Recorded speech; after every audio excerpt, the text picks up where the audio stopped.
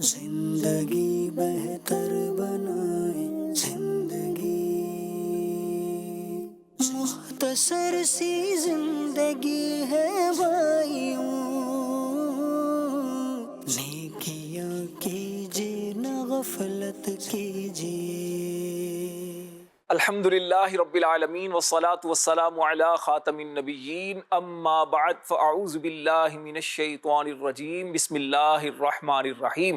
الصلاة والسلام علیک یا رسول اللہ وعلی آلک واصحابک یا حبیب اللہ۔ الصلاة والسلام علیک یا نبی اللہ وعلی آلک واصحابک یا نور اللہ۔ مدنی چینل کے ناظرین، آپ پروگرام دیکھ رہے ہیں زندگی بہتر بنائیں، اور آج جس موضوع پر ہم آپ سے بات کریں گے اور جو مبلغین سے آپ گفتگو سنیں گے، اس گفتگو کا موضوع وہ ہے آسان شادی۔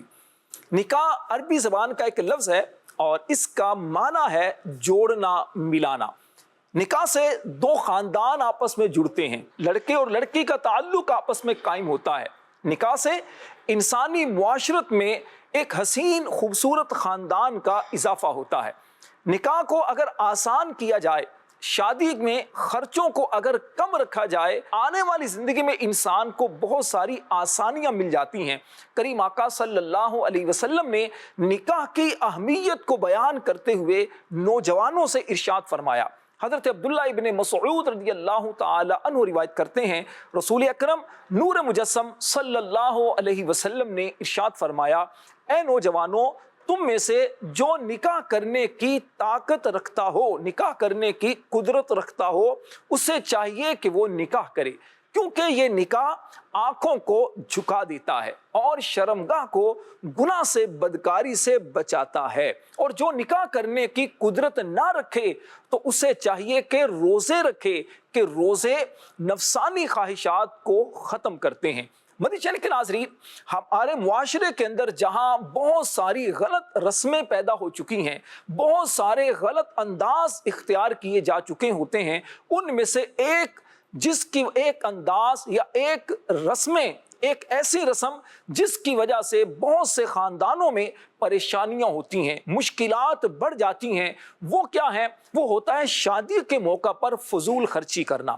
شادی کے موقع پر ایسی رسمیں جو کہ ناجائز اور حرام ہوتی ہیں، جن کی وجہ سے پیسے بھی ضائع ہوتے ہیں، اور بعض اوقات خاندانوں کے اندر جھگڑے ہو جاتے ہیں، قرضہ لینا پڑتا ہے، لوگوں کو دکھانے کے لیے نہ جانے کیا کیا کچھ کرنا پڑتا ہے۔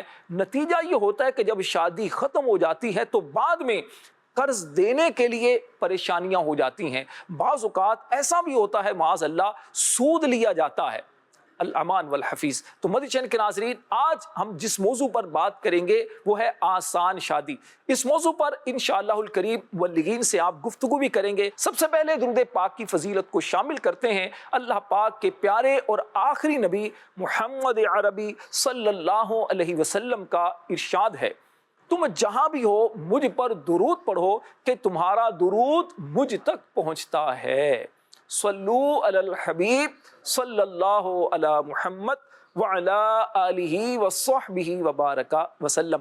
آئیے ہم آپ کو اپنے مبلغین کا تھوڑا تعارف کرواتے چلیں۔ آج ہمارے ساتھ جو مبلغین ہوں گے، ان میں سے ہمارے ساتھ ہیں ہمارے حکیم غزالی عطاری صاحب۔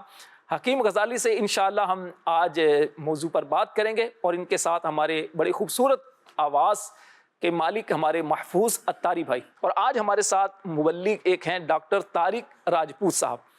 ڈاکٹر صاحب سے بھی انشاءاللہ موضوع سے متعلق گفتگو کریں گے، اور آپ بھی ہمارے ساتھ شامل رہیے۔ سب سے پہلے کلام سنتے ہیں، اس کے بعد مبلغین سے موضوع پر انشاءاللہ بات کریں گے۔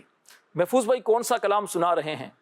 حضرت کا کلام پیش کر رہا ہوں، وہ کمال حسن حضور ہے انشاءاللہ۔ سبحان اللہ، وہ کمال حسن حضور ہے کہ گمان نقص جہاں نہیں۔ سبحان اللہ۔ صلو علی الحبیب صلی اللہ تعالی علی محمد صلی اللہ علیہ یا رسول اللہ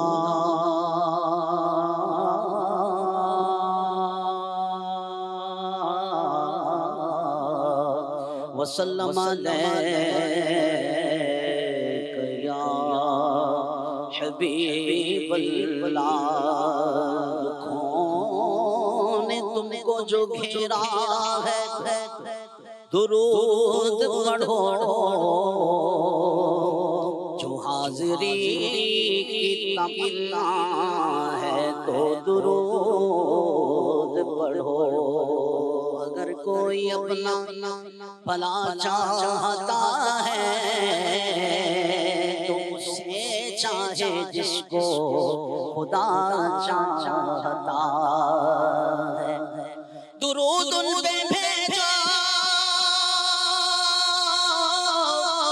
سلام ان پہ بھیجو یہی مومنوں سے خدا چاہتا ہے صلی اللہ علیہ یا رسول اللہ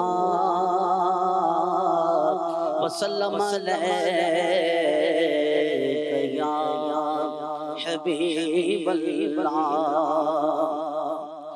وہ کمال حسن حضور ہے ہاں وہ کمال حسن حضور ہے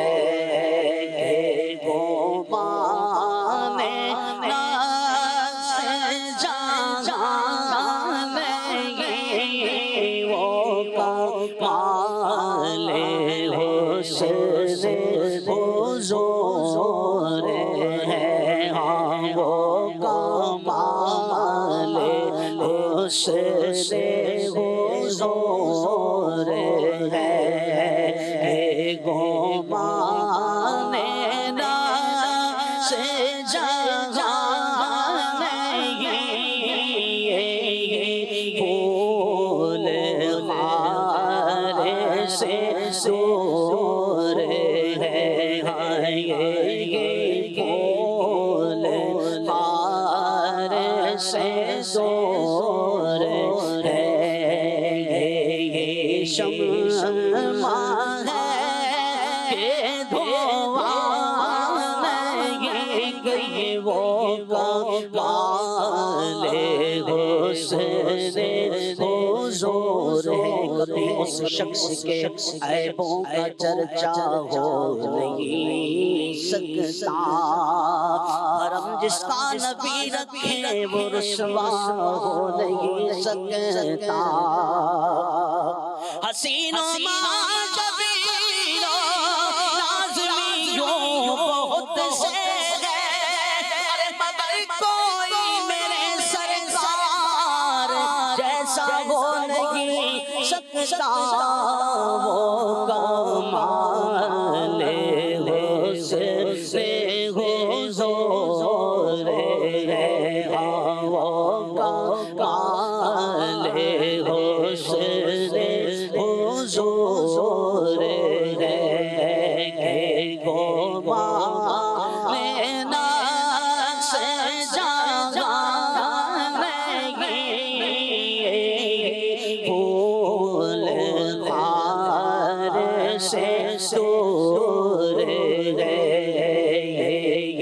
شمع ہے کہ دھواں نہیں گئی وہ کمال حسن حضور ہے اور تیرے آگے یوں ہے گدے لجے تیرے آگے یوں ہے گدے لجے بھوسا رکھ کے بڑے بڑے بھوسا رکھ کے بڑے بڑے کوئی جانے میں جانے گا کوئی جانے میں جانے نہیں بلکہ جس میں جانے گی وہ کمال حسن حضور ہے اور وہی لامکان کے مہدی ہوئے، وہی لامکان کے مہدی ہوئے، سر عرش شاہ نشین ہوئے، سر عرش شاہ نشین ہوئے، وہ نبی ہے جس کے ہے یہ مقام، وہ نبی ہے جس کے ہے یہ مقام، وہ خدا ہے جس کا مقام نہیں، وہ نبی ہے جس کے ہے یہ مقام، وہ خدا ہے جس کا مقام نہیں، وہ کمال حسن حضور ہے، اور کروں مدح دے دو برزا، کرو مدح دے دو برزا، پڑے سے بلا میں میری بلا، پڑے سے بلا میں میری بلا، میں گدا ہوں اپنے کریم کا، میں گدا ہوں اپنے کریم کا، میرا دین پارا نہیں گا، میں گدا ہوں اپنے کریم کا، میرا دین پارا نہیں، وہ کمال حسن حضور ہے، گمان نفس جہاں نہیں۔ سبحان اللہ، سبحان اللہ، ماشاء اللہ۔ اللہ کریم نظر بد سے بچائے، اللہ دونوں جہاں کی برکتوں سے مالا مال فرمائے۔ کریم آقا صلی اللہ علیہ وسلم کی ثنا خوانی، آقا کریم علیہ السلام کا ذکر خیر کرنا عاشقوں کا طریقہ ہے۔ انسان جس سے محبت کرتا ہے اس کا ذکر کثرت کے ساتھ کرتا ہے، انسان جس سے محبت کرتا ہے اس کا ذکر سننا اسے مزید ذوق مہیا کرتا ہے، انسان جس سے محبت کرتا ہے اس کے باتیں کرتا بھی ہے، باتیں سنتا بھی ہے۔ مدنی چینل کے ناظرین، آج جس موضوع پر ہم بات کریں گے وہ ہے آسان شادی۔ شادی کو آسان کس طرح کیا جا سکتا ہے؟ اگر اس لفظ پر غور کریں، شادی، شادی کا معنی خوشی، شین سے 3 نقطے کم کریں تو یہ بنے گا سادی، یعنی اگر شادی کو آپ سادی کر دیں تو انشاءاللہ شادی آسان بھی ہو جائے گی اور قرضے بھی نہیں لینا پڑیں گے۔ کیا بات کری آپ، بہت آپ کے لیے کیا کہتے ہیں پرسکون انشاءاللہ زندگی گزرے گی۔ شادی کے موقع پر عموماً ہوتا یہی ہے کہ لوگوں کو خوش کرنے کے لیے، لوگوں کو دکھانے کے لیے خاندان میں میرا اسٹیٹس تھوڑا نظر آئے، اس وجہ سے بھی بہت ساری فضول رسمیں کی جاتی ہیں، فضول خرچیاں کی جاتی ہیں اور بعد میں پھر پریشانی خود کو ہی ہوتی ہے۔ حکیم صاحب کیا فرماتے ہیں؟ شادی کے موقع پر ابتدائی طور پر کن باتوں کا خیال کرنا چاہیے؟ میں چاہوں گا کہ آپ اس سے تھوڑا سا آغاز فرمائیں۔ ابھی رشتہ ہوتا ہے یا رشتے سے پہلے ہی کیا پلاننگ ہونی چاہیے؟ اس کے بعد پھر رشتہ ہوگا، اس کے بعد پھر شادی سے پہلے کے جو معاملات ہیں، کچھ اس پر کچھ ڈسکس کریں۔ دیکھیے شادی یقیناً سنت ہے اور ہمارے پیارے آقا علیہ الصلوۃ والسلام نے بھی فرمائی، ہمارے صحابہ کرام نے، اولیاء کرام نے، اور یہ سلسلہ حضرت آدم علیہ الصلوۃ والسلام سے اب تک چالو ہے اور قیامت تک چالو رہے گا۔ اب ضرورت اس بات کی ہے کہ یہ شادی میں ہمارے جو معاملات ہوتے ہیں وہ کس طرح کے ہو رہے ہیں، اور وقت کے ساتھ ساتھ اس میں کیا تبدیلیاں، اضافہ ہوتا چلا جا رہا ہے۔ ٹھیک ہے۔ دیکھیے، جس وقت لڑکے کے گھر والے کسی لڑکی کے گھر جانا کا ارادہ کرتے ہیں کہ ہم اپنے بچے کے لیے فلاں گھر میں جائیں گے، وہاں سے اپنی بہو لے کر آئیں گے، تو سب سے پہلے تو وہاں جاتے ہیں، وہاں جا کر بچی کو دیکھتے ہیں، ان کے گھر والوں کو دیکھتے ہیں اور یہ باتیں، پھر اسی طرح لڑکی والے آتے ہیں۔ پھر جب ایک چیز طے ہو جاتی ہے کہ ہاں بھائی یہاں ہم نے بات کو پکی کرنا ہے، تو اب یہاں سے سمجھ لیجئے کہ اب ہمارے اخراجات شروع ہو جاتے ہیں۔ اب ہماری جو ہے وہ نفس جو ہے وہ بڑا پن دکھانا شروع کر دیتا ہے۔ اور کس طریقے سے کہ جب آپ نے بات پکی کرنی ہے، جسے ہمارے یہاں عرف عام میں منگنی کہتے ہیں، اور جب منگنی کی طرف ہم جاتے ہیں تو اس میں ہمارے اتنے اخراجات ہونا شروع ہو گئے ہیں، الامان والحفیظ، کہ پہلے کیا ہوتا تھا کہ برادری کے لوگ یا خاندان کے بڑے لوگ جگہ جمع ہوتے تھے اور طے ہو جاتی تھی بات، بھائی اس کی بات، اس لڑکے کی جو فلاں کا لڑکا ہے اس سے بات پکی ہوگی جو فلاں کی بیٹی ہے۔ ٹھیک ہے۔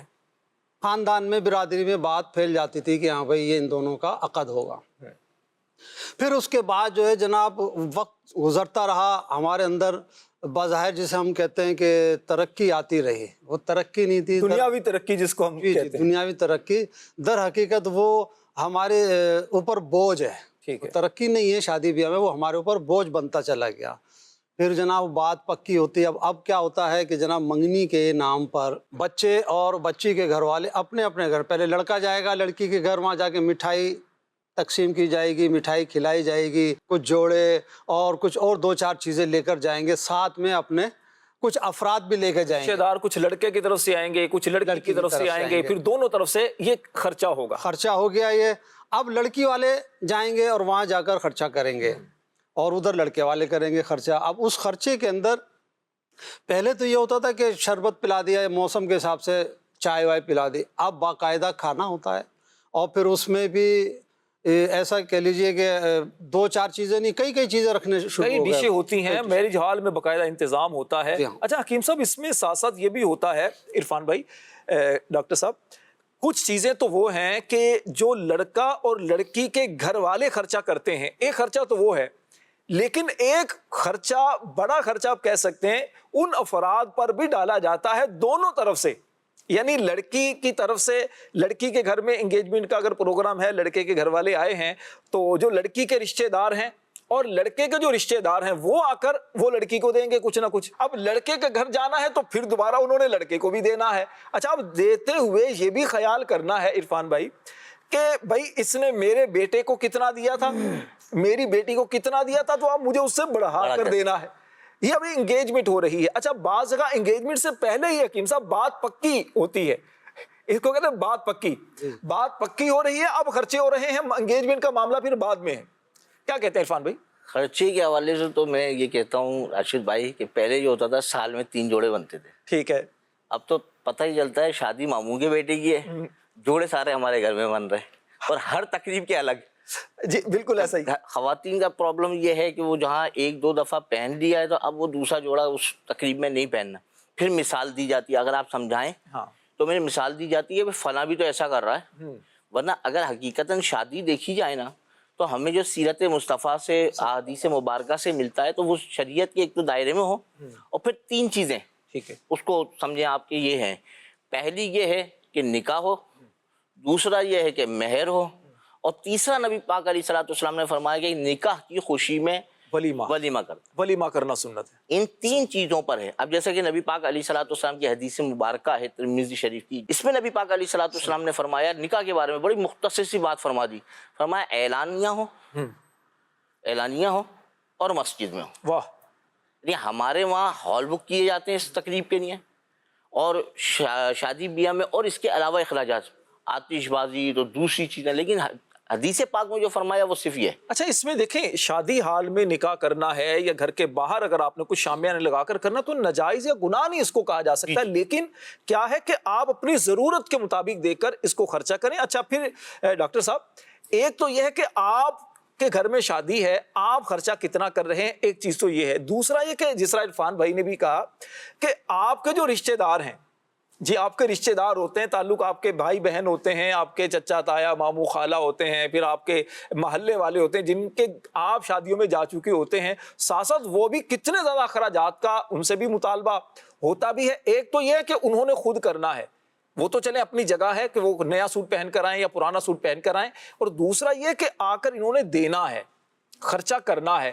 کیا فرمائیں گے اس خرچے کو کس طرح کنٹرول کیا جا سکتا ہے کہ اس کے بعد شادی بھی ہونی ہے، شادی کے بعد ولیمہ بھی ہے، اچھا پھر اس کے بعد کیا کہتے ہیں ولیمے کے بعد بھی اب کسی کے گھر میں دعوت کا بھی ہے، تو یہ جو خرچے مزید آگے بڑھتے چلے جا رہے ہوتے ہیں تو اس کو کنٹرول کس طرح کیا جا سکتا ہے، کس طرح کی پلاننگ کی جانی چاہیے کہ جس سے یہ شادی جو ہے یہ آسان ہو جائے؟ دیکھیں ہمارے پیارے نبی صلی اللہ علیہ وسلم تو پوری دنیا کے لیے جو ہے وہ رحمت بن کر آئے اور رسول بن کر آئے، اور آپ صلی اللہ علیہ وآلہ وسلم نے ہمیں زندگی سے لے کر موت تک کے تمام معاملات میں رہنمائی عطا فرمائی ہے۔ اور اسلام جو ہے وہ ایک بہت ہی پیارا اور سادہ سا مذہب ہے، سبحان اللہ۔ اور اسلام کے اندر جو ہے وہ شادی کے متعلق بہت ہی آسان طریقہ بتایا گیا ہے، جیسے ابھی عرفان بھائی نے بھی حدیث پاک پیش فرمائی۔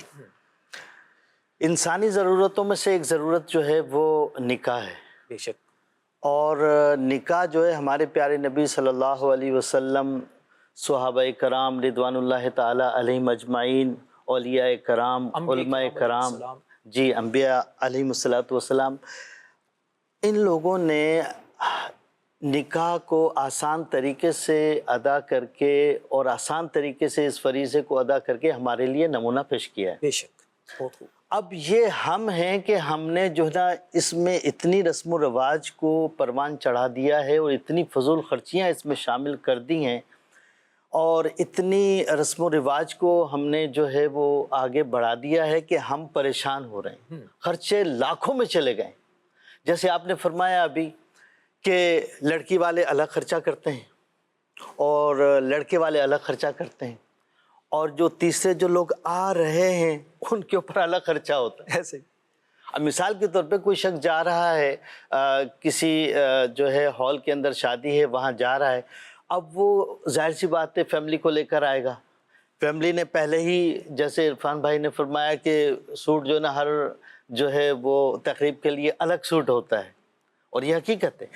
تو ایک تو یہ خرچے، اوپر سے اب وہ فیملی کو لے کر جانا ہے ہال تک تو وہاں جانے کا ایک ٹرانسپورٹ کا خرچہ ہے، اور آج کل جو ہے وہ کسی بھی جگہ ہم جاتے ہیں، تھوڑی بہت دور جاتے ہیں تو 1000-1500 روپے سے کم کا کرایہ نہیں ہوتا۔ اچھا دیکھیں ڈاکٹر صاحب اس میں کیا کہتے ہیں توجہ کے قابل یہ چیز ہے کہ جانا تو ہے، اب اس کا مقصد معاذ اللہ یہ نہیں کہ ہم یہ کہ ناظرین یہ نہیں پیغام دے رہے کہ کسی کے ہاں اگر کوئی شادی ہے، کوئی غمی خوشی کا معاملہ ہے، کوئی تقریب ہے تو آپ نہ جائیں کہ بھئی خرچہ لگے گا، گھر میں اتنا زیادہ کرایہ لگے گا۔ مقصد یہ ہے اس میں اگر یوں حکیم صاحب کر لیا جائے، جو میں جس طرف توجہ دلانا چاہ رہا تھا کہ شادی سے پہلے ہے یا شادی کے دوران ہے جو اخراجات ہوتے ہیں، ایک ہے کہ آپ نے خود خرچے کرنے ہیں، اس پر بھی انشاءاللہ ہم بات کریں گے۔ ایک ابھی ہم فی الحال بات یہ کر رہے ہیں کہ آپ کے دیگر رشتہ دار جو ہیں وہ آپ اگر یہ کر دیا جائے کہ بھئی کوئی بھی مثال کے طور پر بھی جیسے ہے کہ 5000 دینا ہے، 10,000 دینا ہے، 1000 روپے دینے ہیں، 500 دینے ہیں، تو کبھی ابھی فی الحال کوئی بھی نہ دیں، کوئی حاجت نہیں ہے، ٹھیک ہے۔ اگر اس طرح کا کیونکہ دینا کوئی ضروری تو ہے نہیں، اگر اس انداز سے محبت سے یہ چیز طے کر لی جائے کہ رسم ہے نا، رسم ہے کہ ٹھیک ہے جی میں نے دیے ہیں تو کل کو وہ دے گا، تو اگر اس وقت یہ طے کر لیا جائے کہ ٹھیک ہے ابھی کوئی نہ دے، ہم سادہ سا جو ہمارا خرچہ ہے ہم وہ خرچہ کریں گے جو ضروری خرچہ ہے، ٹھیک ہے نا۔ جیسے مہمان آتے ہیں ان کے لیے کھانے کی ضرورت ہے، کھانے کا وقت ہے، کھانا ان کو کھلانا ہے، چائے پیش کرنی ہے، شربت پیش کرنا ہے، یہ جو ضروری چیزیں ہیں۔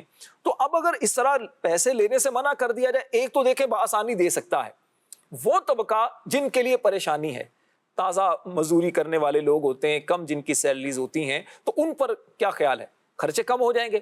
پھر شادی میں جو بہت سارے فی زمانہ جو لاکھوں لاکھ خرچوں کا رجحان بڑھتا چلا جا رہا ہے, اس کا ایک کیا کہتے ہیں سائیڈ ایفیکٹ اس کے جو سامنے آتے ہیں معاشرے میں, سوسائٹی میں, وہ کیا ہوتا ہے کہ ظاہری بات ہے لوگ یہ سمجھنا شروع ہو چکے ہیں, اور ایک حقیقت جو سامنے نظر آ رہی ہے کہ شادی کرنا شاید بڑا مشکل ہوتا چلا جا رہا ہے. اس کو آسان کس طرح کیا جا سکتا ہے؟ کچھ اس طرح کے مدنی پھول آپ کی طرف سے ملیں اگر, تاکہ جو ہمارے ناظرین ہمیں سن رہے ہیں اپنے بچوں کی شادیاں کرنا چاہتے ہیں ان کو بھی اس میں سیکھنے کو ملے. آپ نے فرمایا کہ منع کر دیا جائے کہ ابھی پیسے نہ دیں. یقیناً یہ ہے تو بہت مشکل کام, کیونکہ جو شخص شادی کر رہا ہوتا ہے نا اپنے بچے کی یا بچی کی, تو اس کے دماغ میں یہ ہوتا ہے کہ میرے مثال کے طور پہ 3 لاکھ روپے خرچ ہو رہے ہیں تو میں تقریباً 1 1.5 لاکھ روپیہ آ جائے گا. تو اب آپ اس کو لیس کر دیں گے تو یہ اس کے ذہن میں آئے گا نہیں. ٹھیک ہے, لیکن بات یہی ہے کہ جو عمل دنیا میں جتنا مشکل ہے قیامت میں وہ اتنا ہی وزندار ہوگا.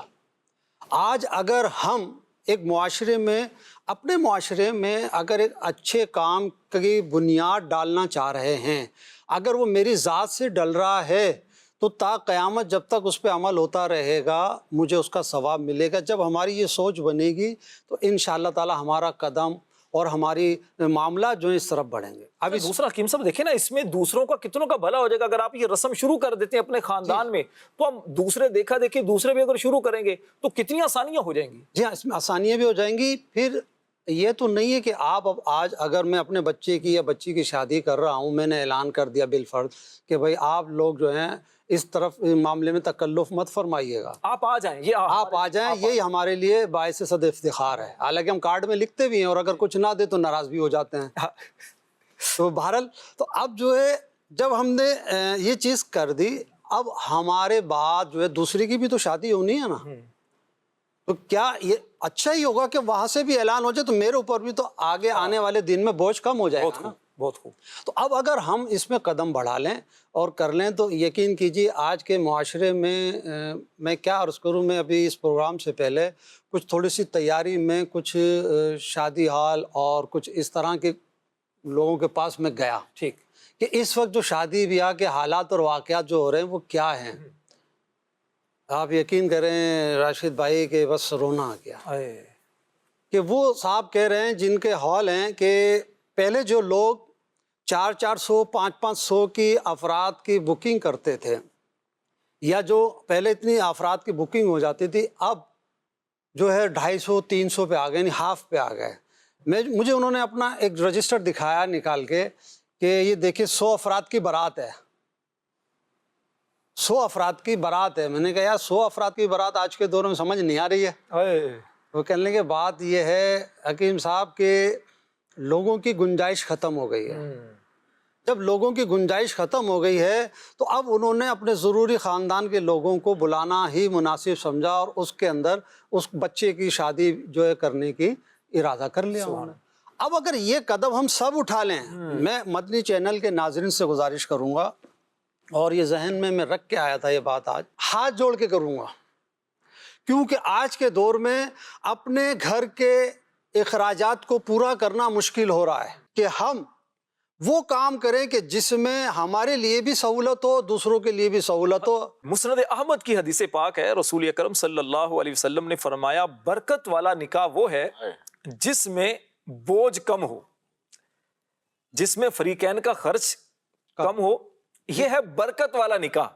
دونوں خاندان جو ہوتے ہیں ان پر خرچہ کم ہوتا ہے. محفوظ بھائی کچھ کہنا چاہ رہے ہیں آپ بھی موضوع پر؟ جی میرا ابھی حال ہی میں تقریباً پنجاب کے علاقے میں شادی کے معاملات سے گزرا ہوں میں. ٹھیک ہے.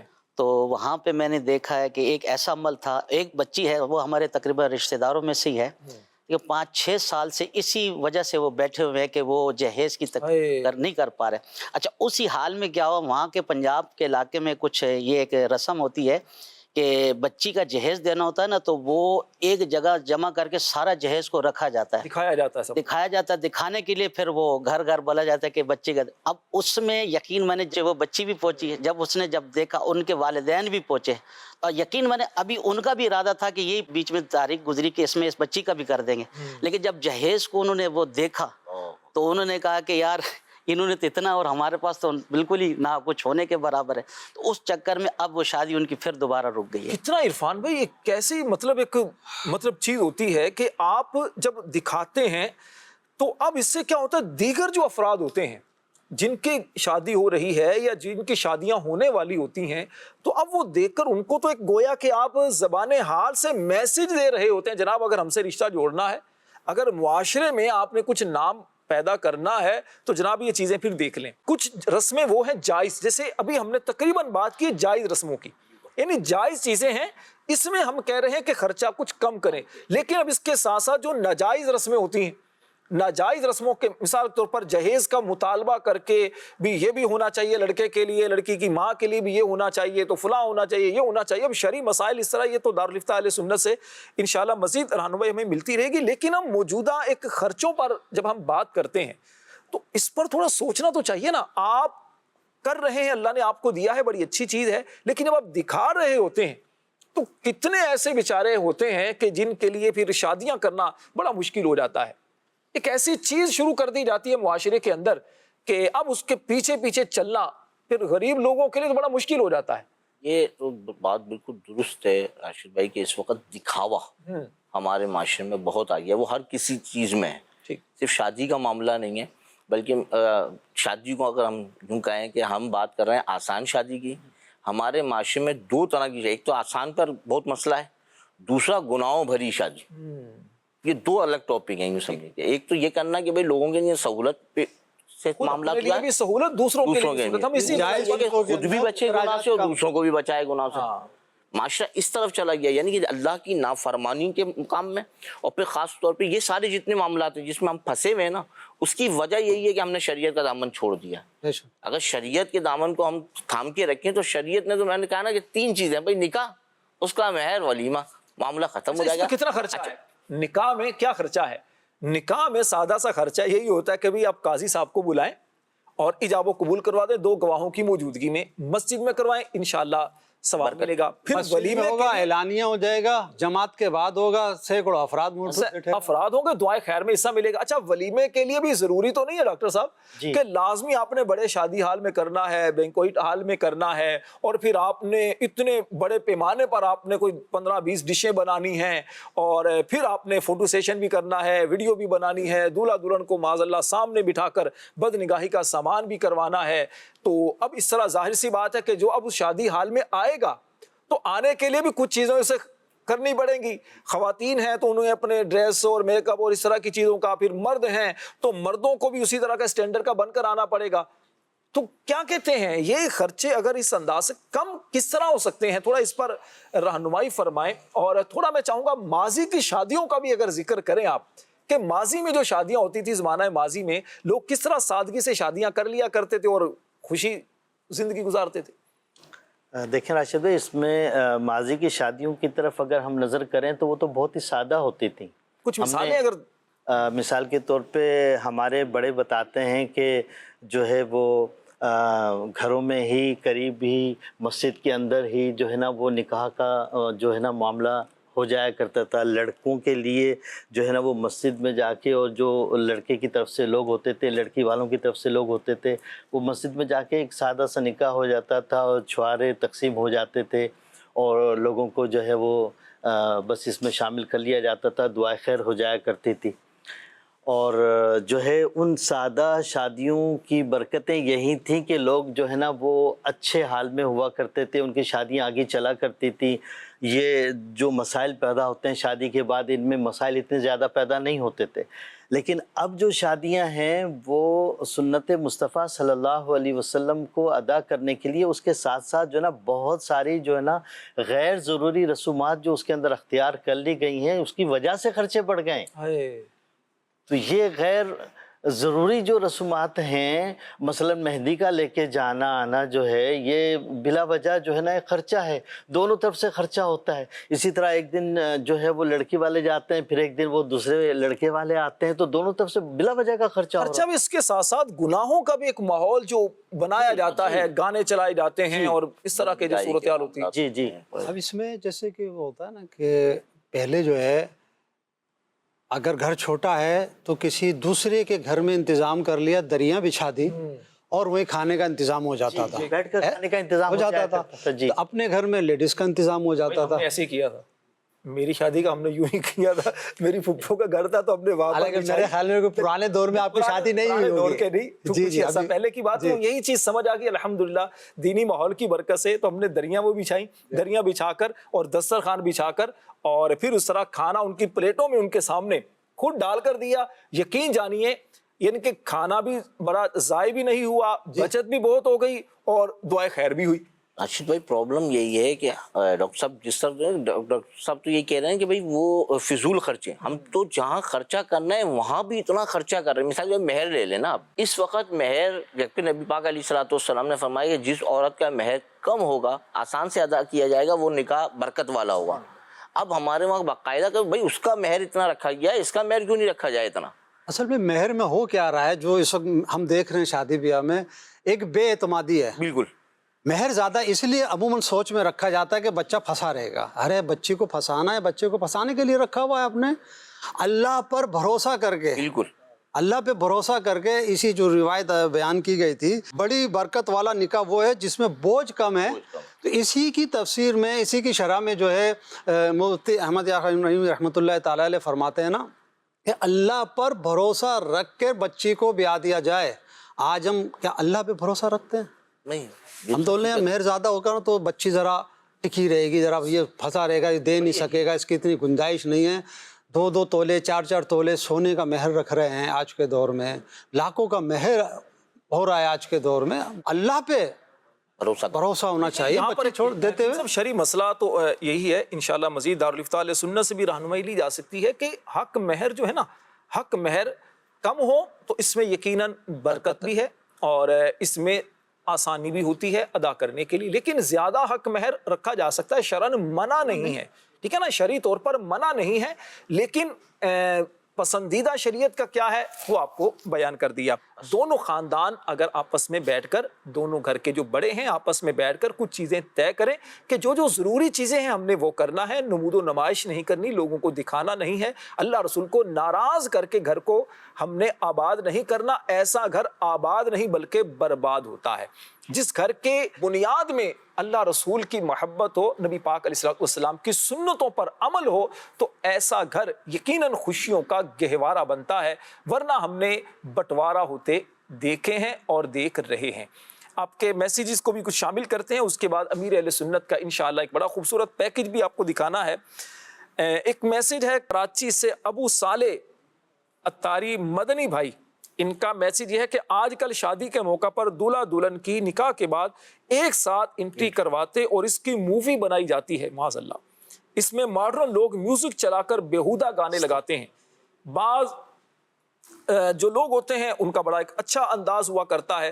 تو اسی طرح پھر بعض جگہ پر جہاں مذہبی لوگ ہوتے ہیں تو اس میں پھر ان کے صحرا پڑا جاتا ہے, ان کے اسلامی بھائی موجود ہوتے ہیں, محفل کا ایک سما ہوتا ہے اور نام لے کر دولہا کا دعائیں کی جاتی ہیں. امیر اہل سنت نے ایک صحرا اس پر لکھا بھی ہے.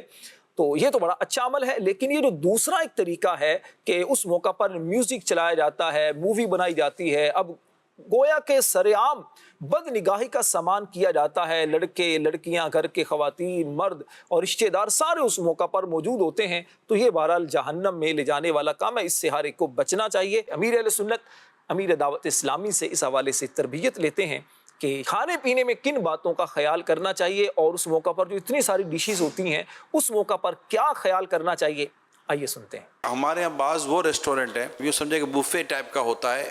ایگزامپل دے رہا ہوں کہ پر ہیڈ 3,000 روپیہ, اب 500,000 کا تو ٹائم شاید چلا گیا, پر ہیڈ 3,000 یا پر ہیڈ 5,000 روپیہ.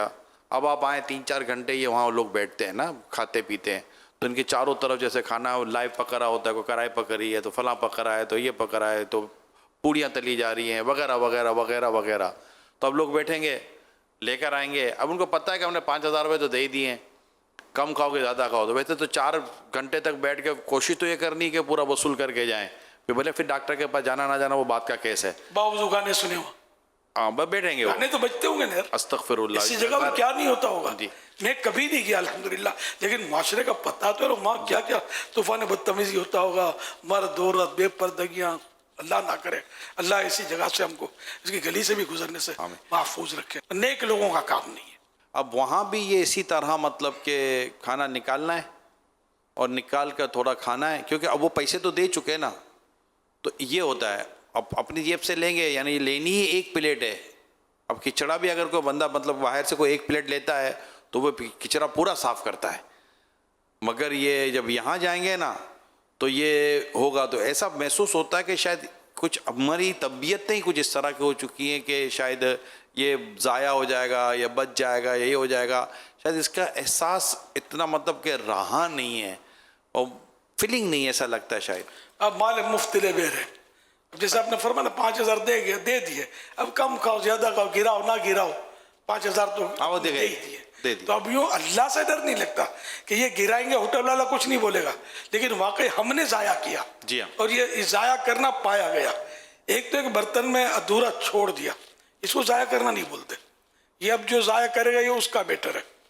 ہم نے ضائع کر دیا، ڈسٹ بین میں مثلا ڈال دیا، تو ڈسٹ بین وہ جگہ جہاں سے واپس لوگ نکال کر کھانے کا عرف نہیں ہے. اب کوئی فقیر فقراء غربا کو وہ دیا جاتا، وہ ایک الگ صورت بنتی ہے کہ واقعی پتہ ہے کہ بھئی اس جگہ ڈالو گے تو یہ غریبوں کو دے دیا جائے گا اور ضائع نہیں ہوگا، تو پھر اس کا حکم الگ ہوگا. یوں مطلب اگر واقعی ضائع کرنا پایا گیا تب بھی کسی کو پرواہ نہیں ہوتی. یوں پانی پی کے یوں پھینک ہی دیتے ہیں نا ادھورا، تو عام رواج ہے. یہ بھی حرام ہے، پانی کو یوں پھینک دینا، یہ اللہ کی نعمت ہے، یہ ضائع ہو رہا ہے، یہ گناہ ہے یوں پھینک دینا. بلکہ یوں خالی کچھ قطرے تو یوں گراتے ہیں. بوتل پیئیں گے اس میں کو چھوڑ دیں گے، جبکہ بالکل عام ہے کہ یہ بوتل کا بچا ہوا اب کسی نے پینا نہیں ہے، یہ ضائع ہوا. چائے تھوڑا چھوڑ دیتے ہیں چائے کی پیالی میں، یہ فیشن ہے پتہ نہیں کیا ہے.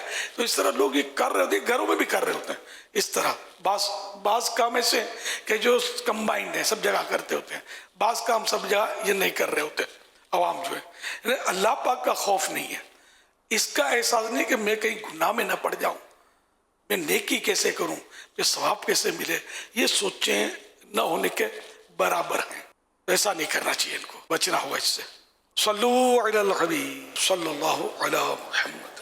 سبحان اللہ. مدنی چینل کے ناظرین، امیر اہل سنت دامت برکاتہم العالیہ نے اور نگران شورا نے کتنی اہم باتوں کی طرف ہماری توجہ دلائی ہے. تو وہ مدنی چینل کے ناظرین جن کی شادیاں ہونے والی ہیں یا جو اپنے بچوں کی شادیاں مستقبل قریب میں کرنے کا ارادہ رکھتے ہیں تو ان چیزوں پر ضرور توجہ رکھیں. اس سے نہ صرف آپ کے لیے انشاءاللہ آسانی ہوگی بلکہ انشاءاللہ بہت ساروں کے لیے اس میں آسانی کا سامان ہوگا. محفوظ بھائی سے گزارش ہے تاجدار حرم سنا دیں، حاجی مشتاق صاحب رحمۃ اللہ علیہ کی یاد تازہ ہو جائے.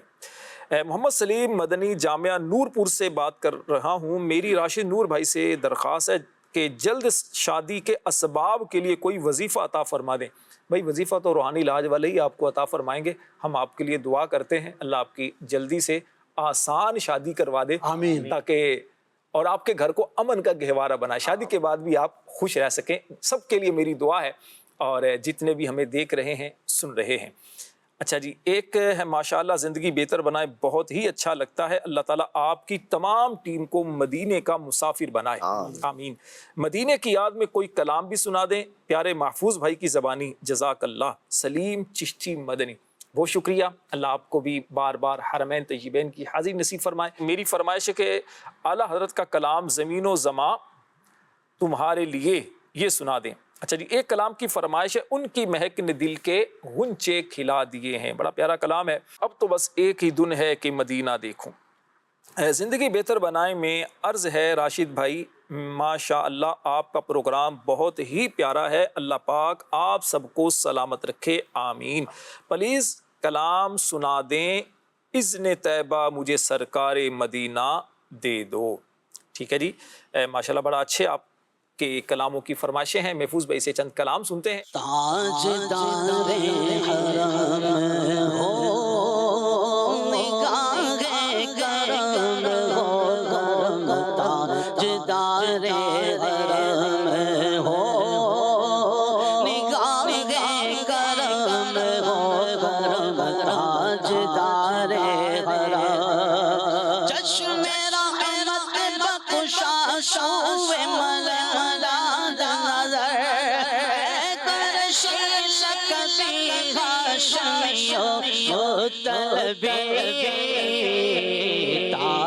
تاجدار حرم ہو نگاہ کرم ہو کرم تاجدار حرم کیا تم سے کہوں اے رب کے حبیب تم جانتے ہو من کی بتیاں در برکت تو اے ملکم کاٹے نہ کٹتے ہیں اب رتیاں توری پریت میں سد سد سب بسری کب تک یہ رہے گی بے خبری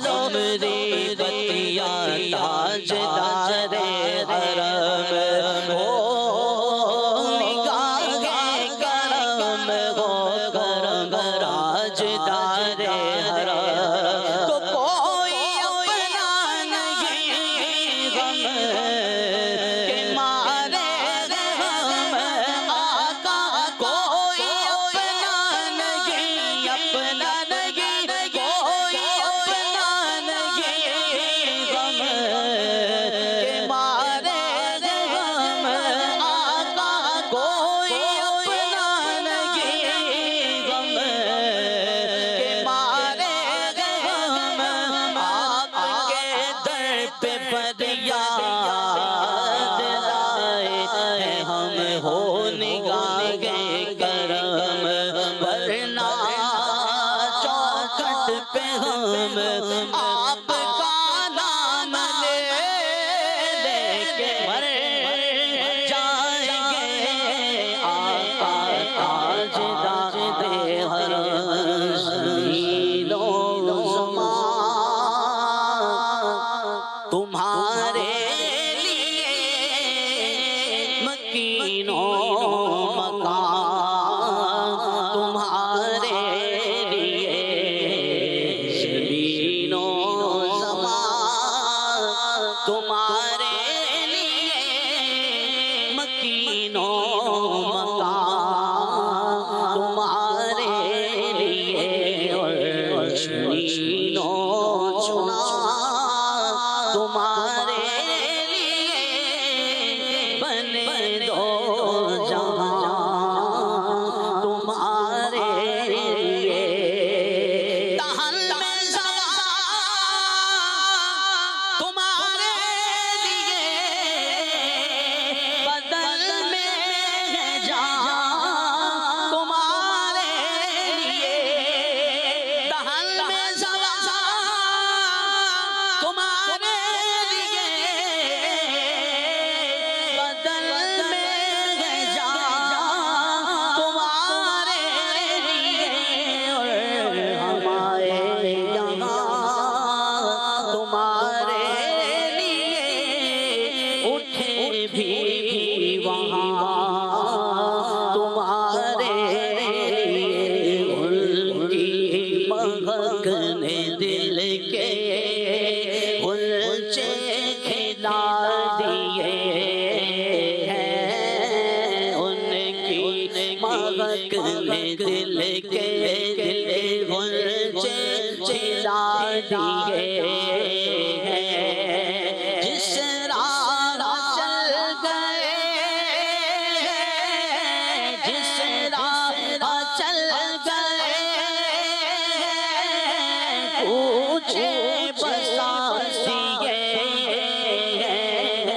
ان کی مہک نے دل کے غلچے کھلا دیے ایک دل ہمارا کیا ہے آزار اس کا کتنا ایک دل ہمارا کیا ہے آزار اس کا کتنا تم نے تو چلتے پھرے تھے آقا تم نے تو چلتے پھرے مردے جلا دیے ہیں ان کی مہک نے دل کے غلچے کھلا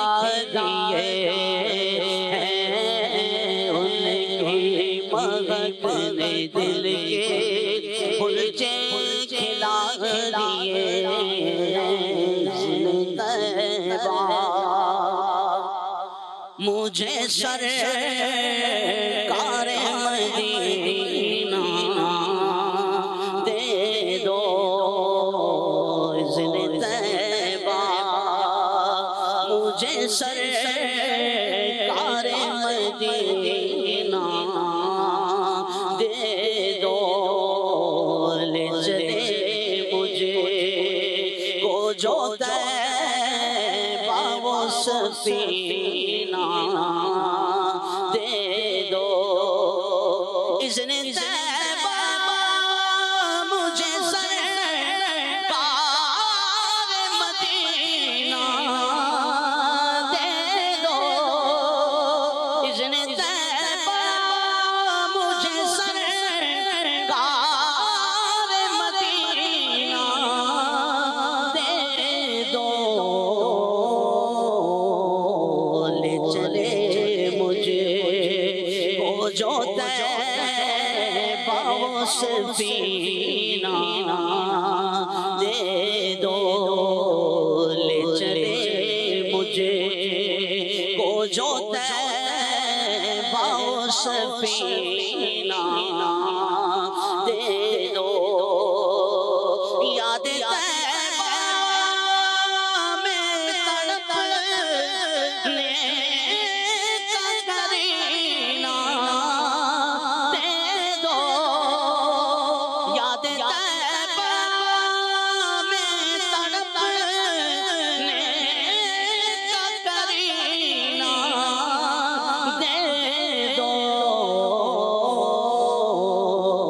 چشم تر سو سے جگر سو دے شفینہ دے دو سبحان اللہ سبحان اللہ ماشاء اللہ۔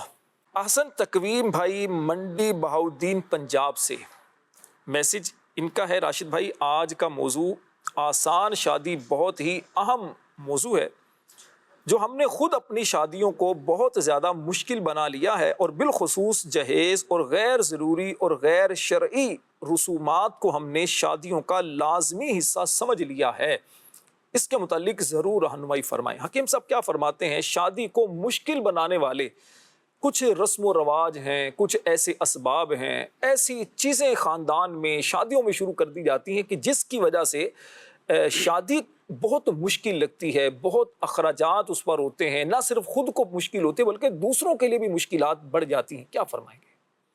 ایسا یہ کہ ہم نے رسومات اور کچھ چیزیں ایسی شامل کر لی ہیں کہ جو ہمیں شادی کرنے میں رکاوٹ آ جاتی ہیں کہ ہم اپنے بچوں کی شادیاں جلدی کر دیں۔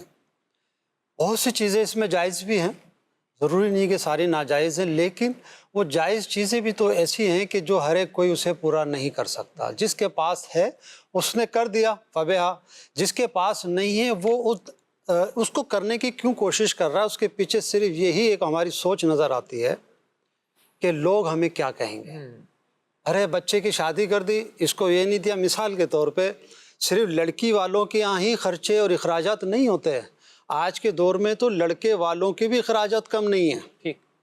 لڑکی والے اگر جہیز تیار کر رہے ہیں تو لڑکے والوں کو بری تیار کرنی ہے، اور بری کے اندر بھی اب یہ ہمارے یہاں میں تو حیران ہو گیا بعض جگہ میں سن کر دیکھ کر کہ لڑکے کی شادی ہو رہی ہے، اب اس لڑکے کے ماں باپ کو اپنے یعنی لڑکے کے جو تایا، چاچا، پھپھی، خالہ، ماموں، یہ جتنے رشتہ دار ہیں ان کے گھر میں جتنی بچیاں ہیں سبوں کو سوٹ دینا ہے۔ اللہ، یعنی شاید وہ بری میں اتنے سوٹ نہیں دے گا جتنے سوٹ اسے اپنے رشتہ داروں میں دینا ہے۔ ٹھیک۔ اب لڑکی کے جہیز کے اپنی جگہ پہ اخراج آتے ہیں، لیکن لڑکے کے لیے بھی تو مشکل بنا دیا۔ اسی طریقے سے اب شادی میں جب ہم شادی کرتے ہیں تو اس میں ہم نے جو ہے مہندی کرنی ہے، وہ ہمارے یہاں اخراجات کا ایک سبب بن رہا ہے۔ ہم نے مائیو بٹھانا ہے، وہ اخراجات کا ایک سبب بن رہا ہے۔ اسی طریقے سے جب شادی کے لیے ہم تاریخ طے کرنے بیٹھتے ہیں تو اس کے اندر بھی پوری ایک پرتکلف دعوت کی جاتی ہے کہ جس میں ہمارے ہزاروں لاکھوں روپیہ خرچ ہو جاتا ہے اور لوگوں کو کھلا پلا کے ہم نے بھیجنا ہوتا ہے۔ پھر اسی طریقے سے جب ہم شادی کر رہے ہوتے ہیں تو جب شادی کی تاریخ طے ہو گئی تو اب ہم نے کارڈ بنانے ہیں، کارڈ تقسیم کرنے ہیں۔ اب کارڈ ہمیں اچھی طرح یاد ہے کہ پہلے پیپر پہ فوٹو اسٹیٹ ٹائپ کا بنا کے چھاپ کے دے دیا جاتا تھا، پھر وہ لفافے میں گیا، پھر ایک سادہ سفید کارڈ آیا، وہ لفافے میں گیا، پھر اس کے بعد فینسی در فینسی ہوتے چلے گئے۔ اب میری جو معلومات ہے شاید وہ ایک کارڈ کی قیمت جو 600-700 سے بھی اوپر جا رہی ہے، ایسے فینسی کارڈ۔ یہ تو کم بتا رہے ہیں آپ، کم بتا رہے ہیں، ہزاروں میں میں ہزار۔ ایک جنرل بات کر رہا ہوں، جو لوگ جتنے پھر کروڑوں پتی ہیں اس سے بھی اوپر ہیں۔ ایک شادی میں گئے تھے، جاننے والے تھے، تو وہاں پر پتا چلا، انہوں نے بتایا جی یہ جو کارڈ ہے نا، یہ کارڈ، ایک کارڈ شاید انہوں نے بتایا تھا 1200 یا 1300 روپے کا ایک کارڈ تھا، اور اس میں صرف دعوت ہے۔ صرف یہ کارڈ کا کام کیا ہے؟ آپ لے کے گئے کسی کے گھر پہ، اس نے کارڈ دیکھا، اچھا فلاں کی شادی فلاں تاریخ کو ہے، بس اسے اٹھا کے رکھ دینا ہے۔ اب اگر اسے تاریخ یاد ہے تو اب اس تاریخ کو جب اس کے دن آ رہا ہے اسے دیکھنا ہے، اس کو کارڈ کو کھول کے کہاں ہے، ٹھیک، بس اس کی لوکیشن دیکھنا ہے۔ آپ کو یاد ہوگا، میں نے اپنے بچپن میں یہ دور دیکھا تھا کہ پہلے جب شادی کا کوئی تاریخ طے ہوتی تھی اور اطلاع دینا ہوتی تھی تو اس کے پہلے طریقہ تو یہ ہوتا تھا کہ خود، یعنی کہ جو والدین ہوتے تھے لڑکا لڑکی کے، وہ خود جا کر اپنے عزیزوں کے گھر میں دعوت دیا کرتے تھے۔ پہلا سٹیپ یہ ہوا کرتا تھا۔ اس کے بعد پھر مزید تھوڑی سی ترقی جب ہم نے دیکھی تو اس میں پھر یہ ہوا تھا کہ خاص طور پر یعنی کہ ایک بندہ ہوتا تھا برادری کا، کوئی خاندان کے کچھ افراد ہوتے تھے مخصوص، ان کو کہا جاتا تھا بھی اب آپ نے گھروں میں جا کر یہ دعوت دینی ہے۔ ایک پرچی پر لکھ دیا جاتا تھا، وہ جا کر ان کو پھر دعوت دیتا تھا، اور وہاں سے پھر شاید اس کو کچھ پیسے وغیرہ کوئی دے دیتا تھا، کوئی نہیں دیتا تھا۔ تو یہ ایک طریقہ تھا۔ یہ آسا آسا مزید ایک جدید سے جدید شکل ہوتی چلی گئی۔ ماشاءاللہ بڑی اچھی آپ نے توجہ دلائی۔ اس طرح کی رسم و رواج جو ہوتے ہیں، اس طرح کے جو اسباب ہوتے ہیں جس کی وجہ سے خرچے بہت زیادہ بڑھ جاتے ہیں۔ عرفان بھی ایک میسج کے ذریعے ہی آپ کی طرف بھی آؤں گا۔ کراچی سے ہیں ابو نوفل مدنی بھائی، ان کا میسج یہ ہے کہ فی زمانہ دکھاوے کا بہت زیادہ رجحان ہے۔ شادی اگر سادگی سے کی جائے اور کھانے بھی 1 یا 2 ڈشیں ہوں تو پھر دعوت میں آنے والے لوگوں کے اعتراضات اور باتوں کی بھرمار، تان و تشنیع کر کے شادی کرنے والے اور اس کے والدین یا سرپرستوں کو شرمندہ کر دیا جاتا ہے۔ شرمندگی اور ذلت سے بچنے کے لیے، اس بھیانک خوف سے نجات کے لیے لوگ اپنی بساط سے بڑھ کر خرچہ کرنے کی کوشش کرتے ہیں، اور اس کا سارا بوجھ کس پر آتا ہے؟ لڑکا ہے یا لڑکی ہے، اس کے ماں باپ۔ سب سے زیادہ تو باپ پر آتا ہے، گھر کا بیچارہ کیسے خرچہ کر رہا تھا، اب آتا ہے باپ پر۔ باپ کہاں سے خرچہ لیتا ہے، کبھی کسی سے قرض لے گا، کسی سے سود لے گا، کبھی کسی کے بیچارہ کیا کچھ کرے گا، کرنے کے بعد پھر وہ شادی کی باری تو بعد میں آتی ہے۔ کیا فرمائیں؟ بات تو ہمارے جو مدنی اسلامی بھائیوں نے بڑی زبردست، یہ حقیقت بھی یہی ہے کہ دکھاوا، لوگوں کی ذلت نہ سہنے کی وجہ سے بھی لوگوں کو یہ کرنا پڑتا ہے۔ لیکن حقیقت یہ بھی ہے راشد بھائی کہ اس دور میں بھی الحمدللہ ایسے لوگ ہیں۔ ہمارے مکتبۃ المدینہ کے ایک اسلامی بھائی تھے، جاب کرتے تھے، پھر اب چھوڑ دی، انہوں نے اپنا کام کیا، تو پچھلے دنوں انہوں نے اپنے بچے کی دعوت میں بلایا۔ تو ہم جب وہاں پہنچے نا تو بڑا اچھا مجھے لگا کہ انہوں نے کسی سے لفافہ نہیں لیا، اور باقاعدہ کہا کہ بھائی اچھا کھانے بھی ماشاءاللہ اچھے کیے، لیکن یہ ہے کہ اگر تھوڑا سا وہ ایک شعر کہتے ہیں نا، اٹھ باندھ کمر کیا ڈرتا ہے، دیکھ خدا کیا کرتا ہے، یعنی آپ ہمت تو کریں۔ اصل پرابلم ہی یہی ہے کہ ہم لوگوں سے ڈرے جا رہے ہیں، کیا لوگ کیا کہیں گے، ذلت ہو جائے گی۔ آپ یہ دیکھیں کہ اللہ اور اس کے رسول کی رضا کس میں ہے۔ اصل مقصود ہماری زندگی کا مقصد یہ ہے، ہم اپنی زندگی کے مقصد کی طرف آئیں، اور اللہ پاک کی رضا کے جب کسی کام میں لگ جاتے ہیں، دیکھیں دلوں کا بدلنے والا اللہ تعالیٰ، تو ہم اگر اللہ کی رضا کی نیت کے ساتھ اہتمام کریں، جو بھی کر سکتے ہیں، جو شرعی طور پر جائز ہے وہ کریں، اور باقی معاملات اللہ پر چھوڑ دیں، تو اللہ انشاءاللہ لوگوں کے دلوں کو خود بدل دے گا اور آپ کی کوئی بری بات نہیں کرے گا۔ سچی عرفان بھائی آپ کو عرض کروں، مجھے تجربات یوں ہوئے کہ گھر کا بڑا ہونے کی وجہ سے بھی کئی شادیاں کی ہیں بچوں کی، ان کے بہنیں ہیں یا دیگر اپنے خاندان کے رشتہ دار ہیں۔ اس میں ایک چیز میں نے یہ سیکھی ڈاکٹر صاحب کہ آپ جو کچھ بھی خرچہ ہوتا ہے بھائی آپ کی جیب سے جائے گا، آپ اپنی جیب کو دیکھیں، لوگوں کو بعد میں دیکھیں۔ صحیح، آپ اپنی جیب کو دیکھیں کہ آپ جو خرچہ کرنا چاہتے ہیں تو اس خرچے کو بھائی صاحب کور کیسے کرنا ہے آپ نے۔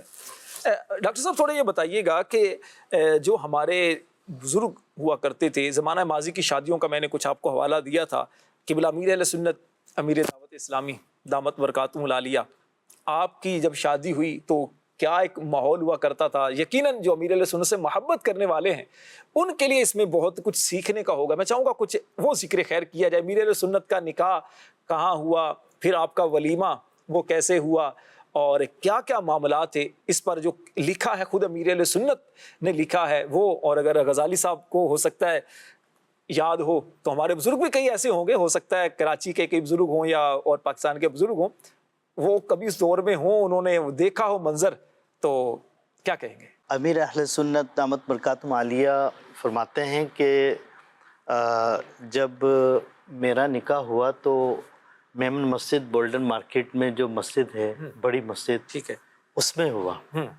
اور حضرت صاحب کی گزارش پر جو ہے نا حضرت وقار الدین رحمۃ اللہ تعالیٰ علیہ وہ تشریف لائے تھے, انہوں نے نکاح پڑھایا تھا. تو حضرت صاحب فرماتے ہیں کہ ہمارا گھر بولڈن مارکیٹ میں دوسری منزل پر تھا, اور نیچے والا گھر جو تھا وہ بڑا تھا اور وہ آپ کے پڑوسی تھے. تو نکاح جو ہے وہ مسجد میں ہوا بڑی سادگی کے ساتھ, اور جو ہے وہ ولیمے کی جو تقریب ہے وہ جو نیچے والے منزل میں لوگ رہتے تھے ان کا گھر بڑا تھا جو پڑوسی تھے, تو ولیمہ وہاں پر ہوا.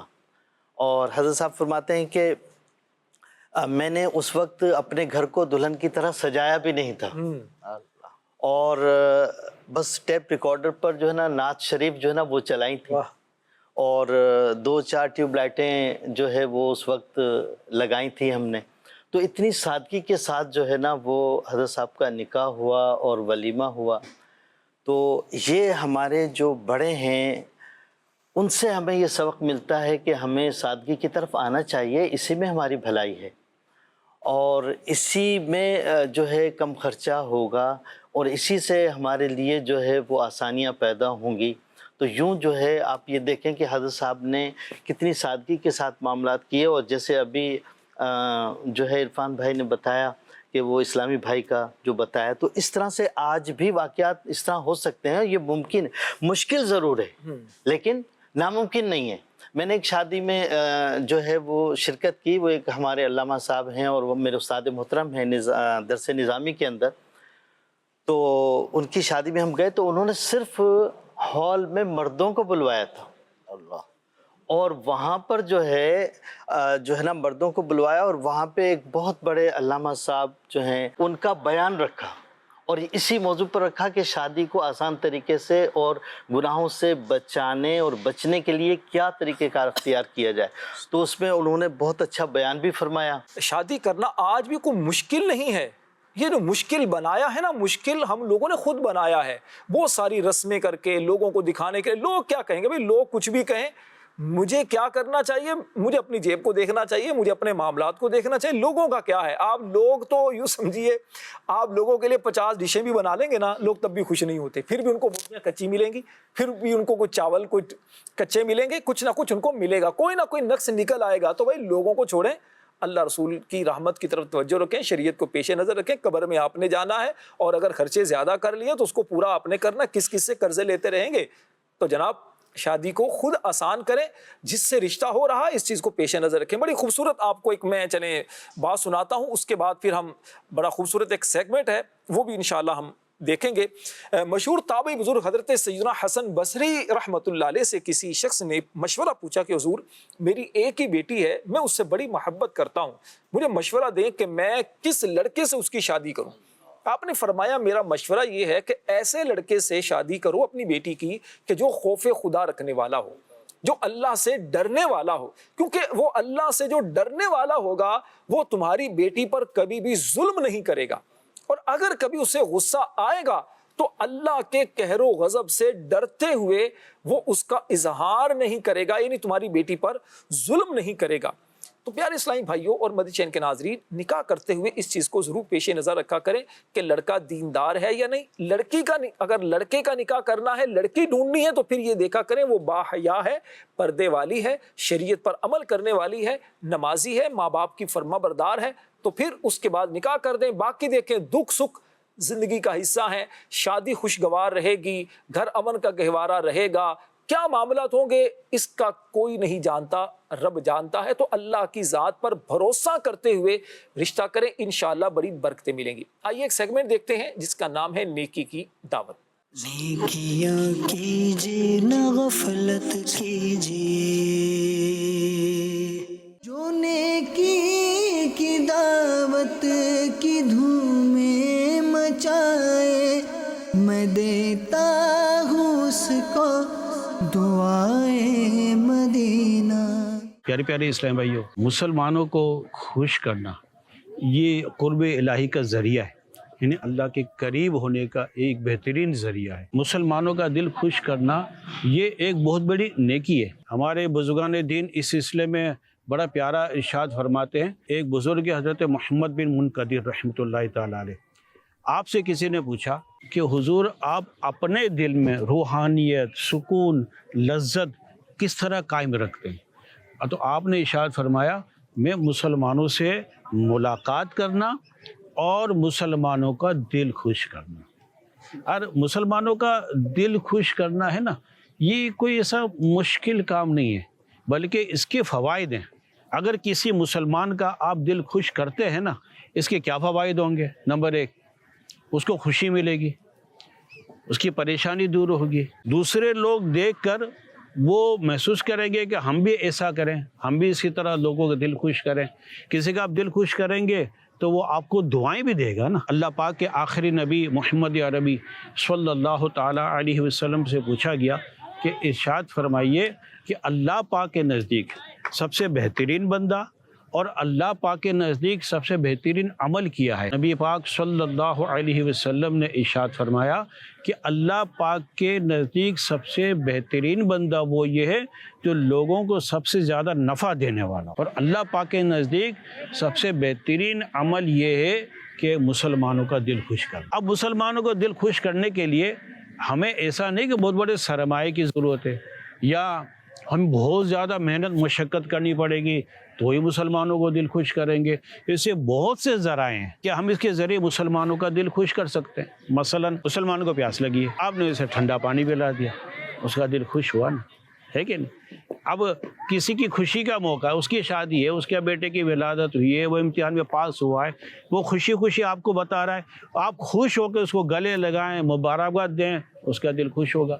میں تو کہوں کہ جو شخص بیمار ہے آپ اس کی عیادت کے لیے گئے، اس کے لیے وہیں بیٹھ کے اس کی شفا کے لیے دعا کی، اس کا دل خوش ہوگا. کسی کا انتقال ہو گیا ہے اور وہ اس کا بیٹا یا عزیز غمگین ہے، یہ خوشی کا موقع نہیں ہے، وہ غمگین ہے، آپ اس کے پاس گئے، اس کے ساتھ تعزیت کریں، اس کے والد صاحب کے لیے دعائی مغفرت کریں، ہاتھ اٹھا کر اللہ کی بارگاہ میں اس کے لیے دعا کریں.